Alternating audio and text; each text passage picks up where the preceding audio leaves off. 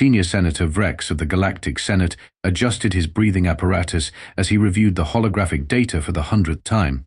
The numbers simply couldn't be right. According to the intelligence gathered by their covert observation teams, the average Earth civilian possessed combat statistics that outmatched even the elite forces of 7 different Senate species, including his own. Quipple, he gurgled to his assistant, a small blob-like creature with 12 eyes strategically placed around its spherical body. Run the numbers again. There must be an error in our translation matrix. Quipple's central membrane vibrated in what Vrex had come to recognize as the equivalent of a sigh. I've run it 16 times, Senator. The translator is functioning perfectly. These humans are just bizarre. The Galactic Senate chamber hummed with the nervous chatter of 200 different species. Earth had been discovered only 3 standard cycles ago, and the initial excitement about welcoming a new intelligence into the cosmic community had quickly turned to concern when the preliminary reports came in. Senator Glorp, representing the usually peaceful muciloids of Rigel 7, oozed forward to address the assembly. The combat capabilities of these Earth creatures cannot be overlooked. Their civilians, their non-warriors show kill efficiency ratings higher than our specialized military units. How can we invite such a species to join us? Not to mention, added Ambassador TikTok of the Chronomorphs, his temporal antennae twitching nervously, they achieved space travel while still engaged in internal conflicts. If every other species in the Senate achieved peace first, then space travel. These humans did it backward. Vrex raised his upper appendage, silencing the chamber. Honored colleagues, I propose a direct investigation. Before we vote on Earth's admission to the Senate, I will personally lead a small team to study these humans in their natural habitat. We must understand why their non-military personnel possess such alarming combat statistics. The motion passed unanimously. No one wanted to be responsible for admitting potentially genocidal primates into galactic society without proper due diligence. 3 days later, Vrex and Quipple boarded the diplomatic vessel Cautious Inquiry bound for the 3rd planet of the Sol system, a deceptively beautiful blue marble that somehow produced the most efficient killers in the known galaxy. Welcome to Earth, Senator Vrex and Assistant Quipple, said the human representative as Vrex and Quipple disembarked from their ship at the newly constructed Galactic Relations facility outside of Chicago. I'm Jack Thompson, but most people call me the Hammer. I'll be your liaison during your stay. Vrex's translator took a moment to process the nickname. You are named after a primitive impact tool. Is this a military designation? Jack laughed, a sound that made Quipple instinctively contract into a defensive position. Nah, nothing like that. I played baseball in college and had a mean swing. Baseball? This is one of your war simulations? Vrex asked cautiously. It's a game. You know, for fun? Jack said, eyeing Quipple with concern. Is your little buddy okay? He looks like a stress ball that's been through a rough day. Quipple slowly relaxed back into his normal spherical shape. I am functioning within normal parameters. Your sudden acoustic emission triggered a standard safety protocol. He means your laugh scared him. Vrex translated unnecessarily. Jack nodded slowly. Right. Well, I'll try to chuckle more quietly. Come on. The hover car is this way. As they glided through the gleaming city, Vrex observed the humans going about their daily activities. Nothing about them seemed particularly threatening. Bipedal mammals with minimal natural armor, no visible offensive capabilities, moderate size. Yet according to Senate intelligence, these creatures were responsible for more efficient adaptive killing than any specialized military unit in the galaxy. Our mission, Vrex explained to Jack, is to understand why your species' non-military personnel demonstrate such alarming combat effectiveness. According to our data, your civilians have higher kill counts than our elite special forces. Jack's eyebrows shot up. What? That can't be right. Most people I know have never even been in a fight, let alone killed anything bigger than a spider. Spiders? Quipple's membrane vibrated with interest. Your civilian population regularly engages in combat with arthropod life forms? And for training purposes? What? No, I mean, look, I think there's been a misunderstanding, Jack said, pulling the hover car into a suburban neighborhood. Maybe meeting some regular folks will help clear things up. We'll start with my Aunt Martha. She's about as civilian as they come, retired schoolteacher, bakes cookies for the neighborhood kids, classic grandma type. Vrex's sensing membranes tingled with anticipation. Perhaps this Martha would be the key to understanding the human paradox. Martha Weber lived in a quaint dwelling that Vrex's cultural briefing identified as a split-level ranch home. The yard contained non-sentient decorative vegetation and several ceramic creatures frozen in unnatural poses. "Jackie, so good to see you," Martha exclaimed, embracing Jack in what Vrex recognized as a human affection gesture. She was a small female, with white cranial filaments and facial features that indicated advanced age.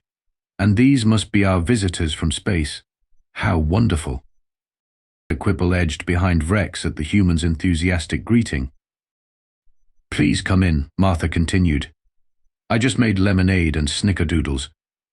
Inside, as they consumed the surprisingly pleasant chemical concoctions Martha had prepared, Vrex attempted to steer the conversation toward his research objective. "Mrs. Weber."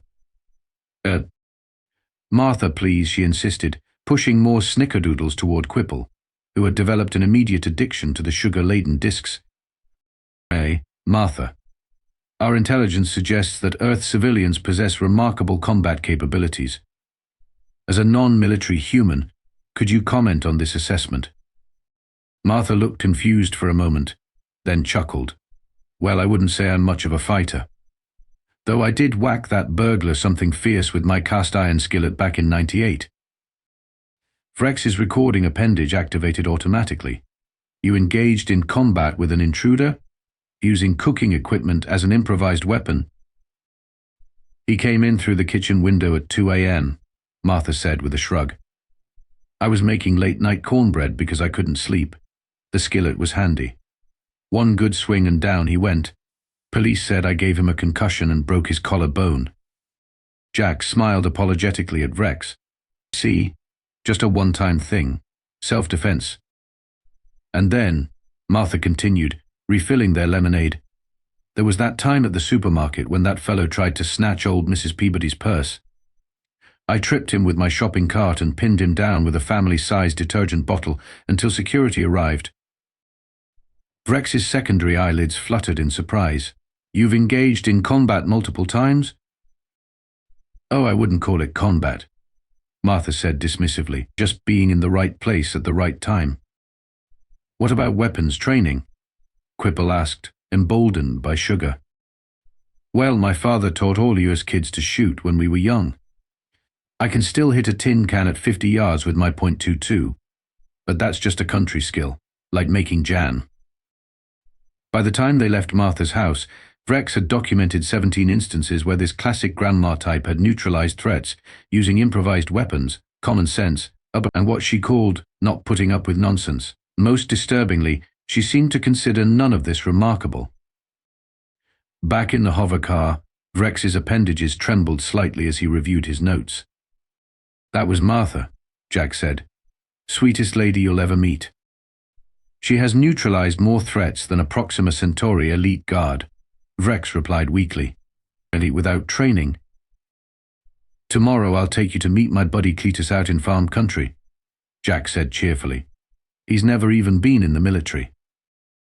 Quipple made a small sound of distress and clutched the bag of snickerdoodles Martha had insisted they take with them. Cletus Jenkins's farm turned out to be a large expanse of land with various plants growing in geometrical formations. Cletus himself was a sun-weathered human with calloused hands and a perpetual squint. "Aliens, huh?" he said, looking Vrex and Quipple up and down. "You all want some coffee?" After Vrex politely declined the bitter stimulant beverage, they toured the property in a rusted vehicle called a pickup truck that seemed to defy several laws of physics by continuing to function despite its apparent state of decay. "So you cultivate plant matter," Vrex observed, attempting to find something non-threatening about this human's existence. "A peaceful occupation." "Mostly peaceful," Cletus agreed, stopping the truck near a wooded area. Except when the coyotes go after my chickens, or wild hogs tear up my fields, or snakes get in the feed shed." "And how do you deal with these threats?" Vrex asked, activating his recorder again. Cletus pointed to a long metal tube mounted in the truck's rear window. "Usually with that. But sometimes you gotta get creative." Over the next 3 hours, Vrex documented Cletus's casual expertise with 17 different weapons, from the rifle in his truck to improvised devices like slap traps and something called a nail gun repurposed for varmint control that the wife doesn't know about. Most alarming was Cletus's demonstration of how he had once trapped a wild predator using only dental floss, bacon grease, and a bucket. "Why do you possess these skills?" Quipple asked, having overcome his shyness in the face of scientific curiosity. "Is it mandatory training for agricultural workers?" Cletus laughed. "Ain't no training. You just pick this stuff up as you go. City folks think food comes from stores. Out here, you learn to handle problems yourself or you don't eat." Vrex made a note. Humans in rural environments develop combat and trapping skills as a side effect of food production. They consider this normal. "What about larger threats?" Vrex asked. "Predators? Other humans?" "Had a mountain lion stalking my property last spring," Cletus said casually. "And yeah, caught some meth heads trying to steal my tractor a few years back, but persuaded them to reconsider with a shovel." "A digging implement," Vrex clarified. "Worked better than you'd think," Cletus said with a wink. By sunset, Vrex had compiled enough data on Cletus to classify him as equivalent to a specialist wilderness combat operative in any Senate military. Yet according to records, his only formal training was something called 4-H Club, and that summer I worked as a rodeo clown before college. As they headed back to the city, Vrex's concern deepened. These humans weren't just killers, they were adaptive problem solvers who could weaponize almost anything in their environment. And worse, they considered this completely normal. Their final research subject was Miguel Rodriguez, who operated what humans called a convenience store in an urban area with statistically higher crime rates than the locations they had previously visited. 7 years working night shift, Miguel told them, restocking shelves as they talked. At college during the day, store at night. Gotta pay those student loans. "Our data suggests this is a high-risk occupation," Vrex said. "Have you encountered dangerous situations?" Miguel snorted. "You could say that. Been robbed well. Attempted robbery 17 times. Guy last month came in with a knife. Can you believe that? A knife. Like it's 1990 or something." Vrex's appendages twitched with interest. "You've survived 17 combat encounters in a commercial setting? What specialized training did you receive?" "Training," Miguel laughed. "Employee orientation video was like, give them the money and don't be a hero. But you know what they don't tell you. How personal it feels when someone points a weapon at you in your space. First time, sure, I gave them the money. After that, I got creative." Over the next hour, Miguel casually demonstrated his creativity, a hidden button that locked the store's front door remotely, a canister of cleaning chemical positioned for easy access that hurts like hell if it gets in your eyes, and his personal favorite, a modified slushy machine that could spray freezing liquid at high pressure. Guy came in waving a gun, left looking like a blue raspberry popsicle with a concussion, Miguel recalled with evident satisfaction. "Turns out, those metal slushy machine parts are pretty solid when you detach them." "But you have no combat training," Vrex confirmed for the 3rd time. "Unless you count Street Fighter at the arcade," Miguel shrugged. "But you pick things up fast in this neighborhood. It's adapt or get robbed." As they left the store, Jack seemed to notice Vrex's disturbed silence. "You okay, Senator?"